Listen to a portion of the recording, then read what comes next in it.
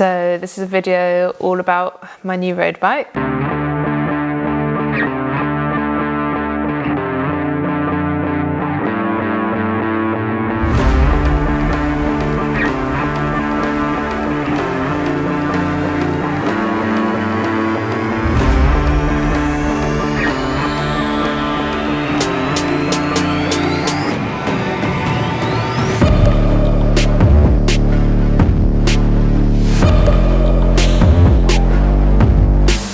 I've had for a couple of months now, which is cool. So I've had a lot of time to get used to it, get out of it. And for me, like, the road bike's really important to have alongside the TT bike for training, mainly for some of those kind of easy recovery rides when I don't really want to be in position, for the more social rides. So like quite often during my training block, my long kind of ride I'll do with the group, which it's not great if you're on a TT bike and everyone else is on a road bike. And also this year I've been going a bit more to the chain gang on a Thursday night, which obviously you can't be on a TT bike for that.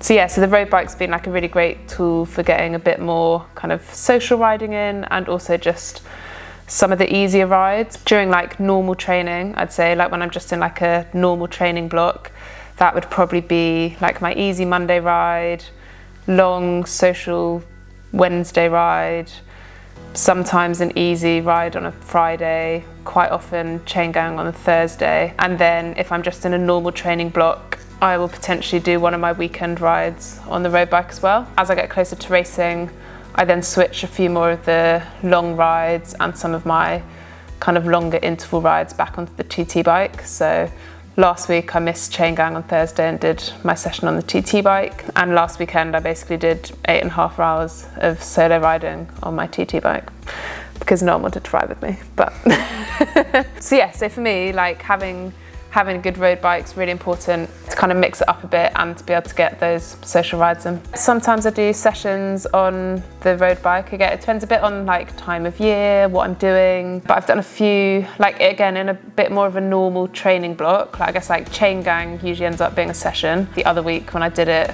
I had like a 5-minute block at the end over 300 watts trying to get up the hill. So that definitely turns into a session. I've also done a bit where if I wanted like a bit of intensity but not like a specific session, I'll sometimes go and tag on to like one of Beth's sessions and just kind of sit on her wheel, because then I'm getting like the intensity but without the like super high intensity. No, because I'm sat on a wheel. So I'm saving, like, I'm still doing, like the other session I did with her the other day, I was having to do like 340 watts to stay on her wheel as she accelerated off. So not saying that, yeah, you putting words into my mouth, but it's just like a bit different, and it's not like, I don't have to think about the session, I can just follow. Sometimes if it's just like a hill rep session, again, I'll do it on the road bikes. That's more about just getting power out as opposed to being sat in position. So sometimes I'll use it for sessions, and if I'm not particularly close to a race and I just fancy using the road bike, sometimes I do that as well. I'm not particularly wedded to all my sessions have to be an aero and on the TT bike. I think I'm lucky in that I'm very comfortable on the TT bike, so I potentially don't have to work on that as much. So the road bike for me is that like a very valuable tool. I think probably from like a month out from a race, I would start trying to do more sessions on the TT bike, and I'd probably be trying to do at least one interval session and one long ride on it, just to kind of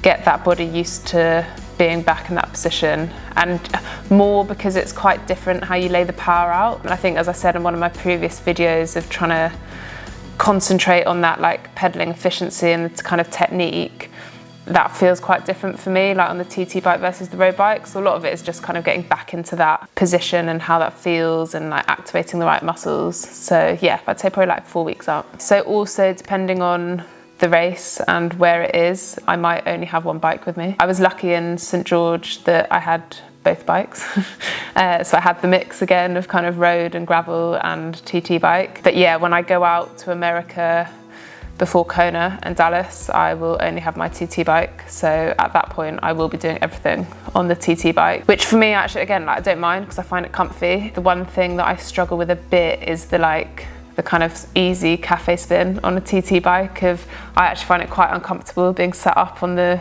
drop. But yeah, who knows? Maybe when I'm training with Kat, there won't be any easy cafe spins.